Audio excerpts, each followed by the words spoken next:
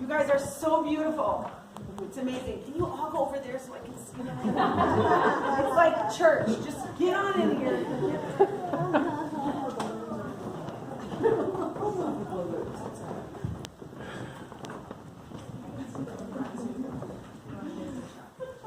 So first of all, thank you, Lisa, for the margarita halfway through this. But I made it. I just called Senator Markline and congratulated him on a race well won. And what I want to do now is just, I don't know how to say thank you to you guys. It's been the most amazing year of my life. And the amazing part of that is you guys. And I'm not going to cry until it's done. Crying's okay. Crying's okay. We're all going to cry a lot. You know, there are hundreds of volunteers and supporters who worked on this campaign, many of whom I know, some of whom I saw every day for 9 months, and others who I will never meet.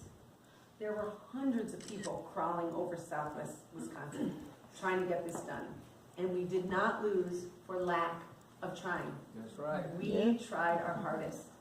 And we canvassed in the rain in the past week, and we canvassed in the heat, and we did 50 parades that were just wonderful. And all the mornings waking up with our gunky eyes and from all the sweat. It was a really, really beautiful thing. I'm so proud of the race that we ran because we poured our heart and souls into it, and we stayed clean and positive.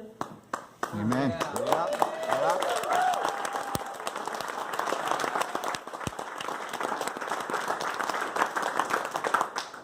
And I just want to assure you that I am not done fighting.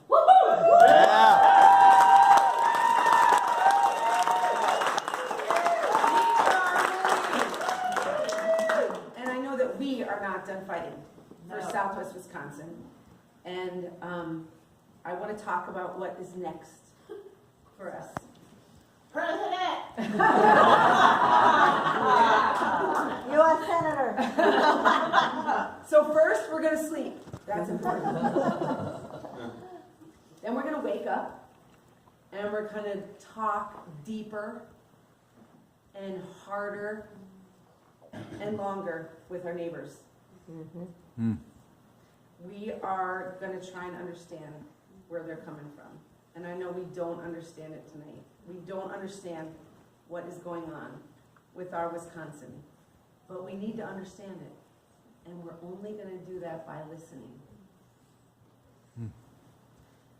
So, plain and simple, we have to understand where our neighbors are coming from. And we have to try and cast a vision. We have to try to not be about winning, but to be about casting a vision for what we believe the best is for us. So plain and simple, we listen, and then we talk, and then we cast vision. But also, we fight. Listening and fighting aren't mutually exclusive. I think that's important to know. Being generous and being fierce aren't mutually exclusive. We have to continue to show up. Thank you for being here, Kara, because you taught me that. The world belongs to those who show up. We don't feel like that tonight, but the truth is, we just have to keep showing up.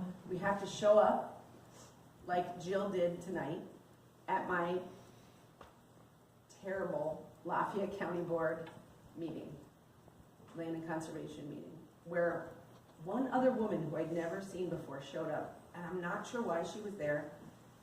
We talked to her afterwards. We couldn't figure out why she was there. She felt very shy and smushed. She was squashed by what happened at that county board meeting when a good man, a giant of a man, was humiliated by men who have been in power for a long time without being questioned and feel that it's okay to humiliate other people and to tell lies about other people. And that is going to happen to us. Jim, thank you for showing up. You bet, you bet. I feel much better now about it too. You know, something about that meeting tonight made me feel like, wow, we are not where I think we are. And it's important to acknowledge where we're at. You know, I say that all the time when I'm talking about water. We can't have our heads in the sand about the water. But we also can't have our heads in the sand about the climate that we're in. We have got to keep showing up. Even where we're not welcome. Jim was not welcome tonight. This woman who came was not welcome tonight, so she didn't speak up. We don't know what she had to say because she wasn't free to speak up, and that's not okay. So we have to keep showing up even when we're not welcome. We have to speak up even when we're not being listened to. We have to keep running for office even when we don't win. That's right. Yeah. Amen.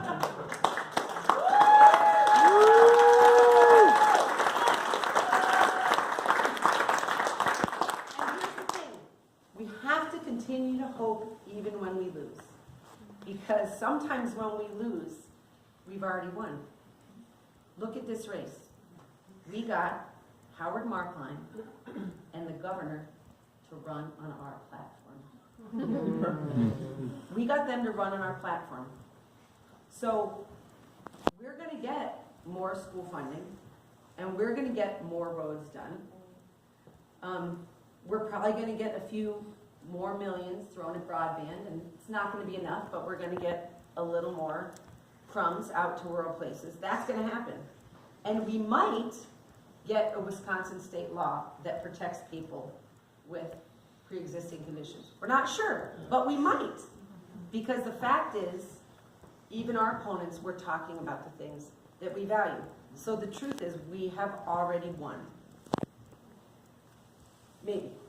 But at least we got the electorate to agree on the things that we care about, right? We know what we care about because both sides ran on the same things.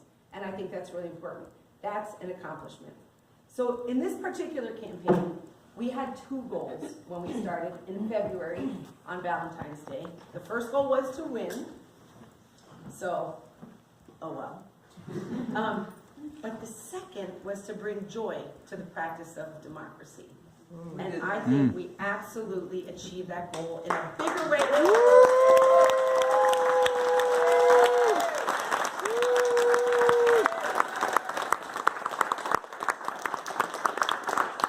So I want to thank you guys for being that joy. You're the joy.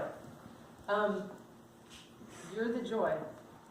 You brought joy to this campaign. You brought fun, and you brought food and color and art and lots of conversations.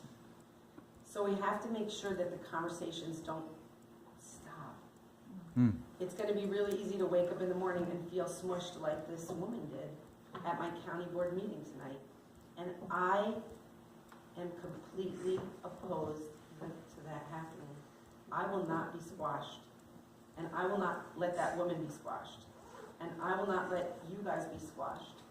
And I will not let Spring Green be squashed, where they put their stakes up that said, hate has no home here, the day after their community was flyered with white supremacist literature.